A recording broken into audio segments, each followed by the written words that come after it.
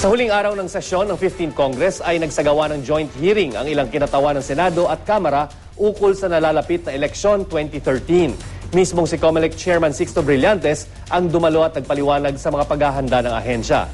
Makibalita tayo kay Jam Sisante. Jam?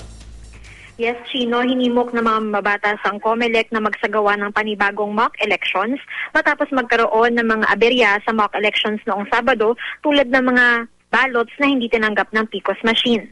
Sabi na ng Senador Alan Peter Cayetano at Bayan Muna Representative Nery Colmenares, pinakamainam kung magsagawa ng bagong mock election sa COMELEC 45 araw bago ang eleksyon para may panahon pa ang COMELEC para gumawa ng adjustments kung kinakailangan.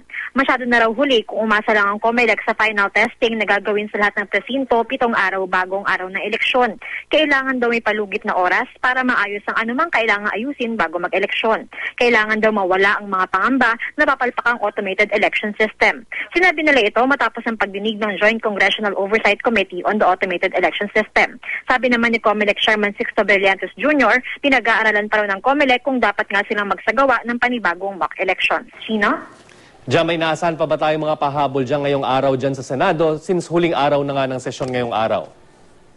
Yes, Chino, mamaya sa sesyon inaasahan na iratify na ng Senado yung panukala na nag-aamyenda dun sa Anti-Money Laundering Act. At inaasahan din na aprobahan nila yung mga kailangang bills pa na i-approve sa third reading bago mag-adjourn yung sesyon ng Senado. Chino? Okay, maraming salamat, Jam Sisante.